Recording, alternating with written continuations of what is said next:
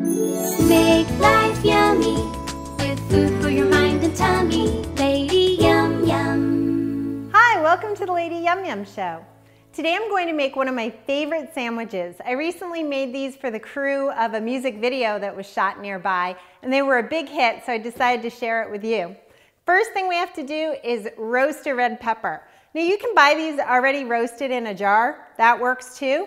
We can roast them here on the stove if you have a gas stove, or in the oven, same method. In the oven it works with gas or electricity.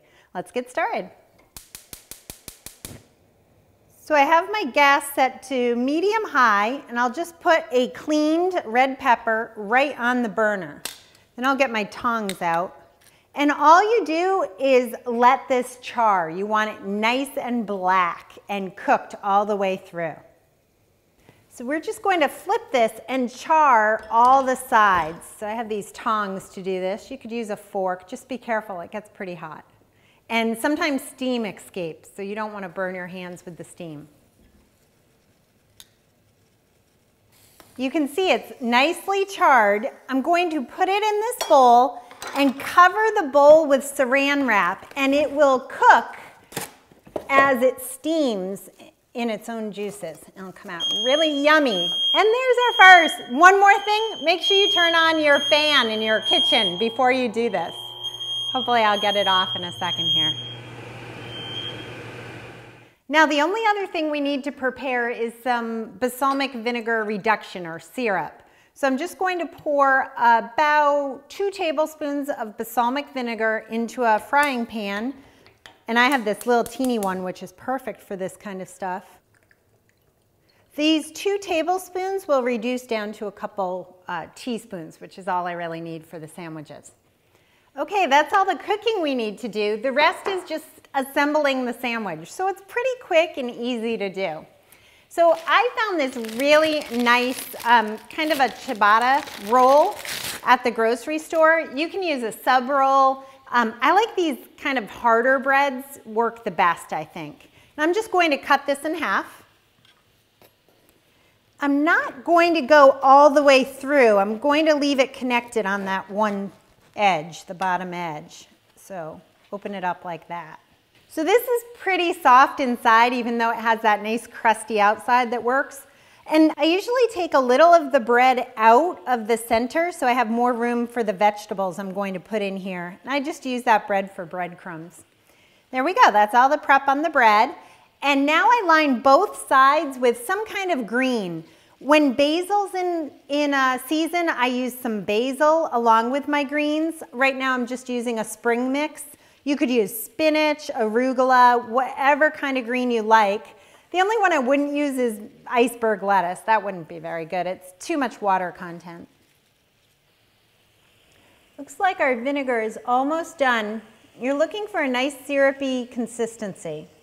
And it happens really fast at the end. I don't know why. I guess when all the water's been boiled out, the sugar caramelizes pretty quick. There we go. So I'm going to turn off the heat and add some very thinly sliced red onions and just let them sit in that syrup for a few minutes while I finish my sandwich. Just get them all coated with the syrup. They kind of marinate in it for a few minutes. Now I'll cut the rest of the ingredients. The first thing we're going to put is fresh mozzarella, and you want to look for the one packed in water. It has the right creamy consistency for this. And I'm just going to slice it at about 1/4 inch thick. And if you don't eat cheese, if you're vegan, a perfect substitute would be hummus. You can just slather on some hummus instead of using the cheese. I also use avocado, so you just want something with a creamy texture. And we'll just layer these along the sandwich.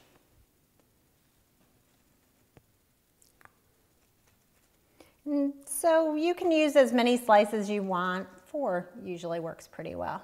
There we go. The next thing I like to put on this sandwich are artichoke hearts. And these are canned. I like that little bit of vinegar taste that they have. Or you could use some kind of other pickled vegetable. Or you can leave them out entirely. Another vegetable that works really nice on this is asparagus when it's in season. Okay, so now we can work on our pepper. It's been steaming for a little while, so the skin should come off it pretty easily. You have to wait until it's cool enough to handle, which this one is. And sometimes the skin comes off very easily. Other times you might have to rinse it under the sink. Be careful when you open it up because it can have very hot juice in there because you basically have boiled this over the gas.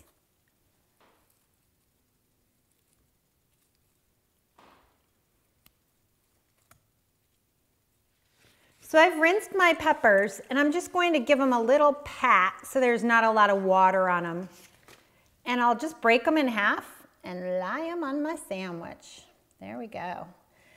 When tomatoes are in season, I put tomatoes on this, but since it's winter, they don't taste very good, so I don't put them on this time of year. And now the final thing is just to put our vinegar and onions on. So I just sprinkle these onions, and I get a liberal amount of this vinegar syrup on them as well, and just spread this all around. So sometimes, and the way I learned this sandwich was when I lived in New Jersey, they would put olive oil and lots of vinegar on it. I've skipped the olive oil. I think the cheese is decadent enough and I don't really need the extra fat. But you could put a little extra virgin olive oil on here if you'd like. Just don't get it too moist because your bread's gonna get all soggy then. At this point, I normally wrap this up very tightly with saran wrap. I make sure everything's in and then saran wrap it and leave it in the fridge for a good 4 hours and all the flavors will meld together and it'll taste delicious. Today, I'm gonna cut it in half and show you how pretty it looks inside, or maybe not quite in half. So I'm just going to cut a piece of this off and you can see all the layers inside.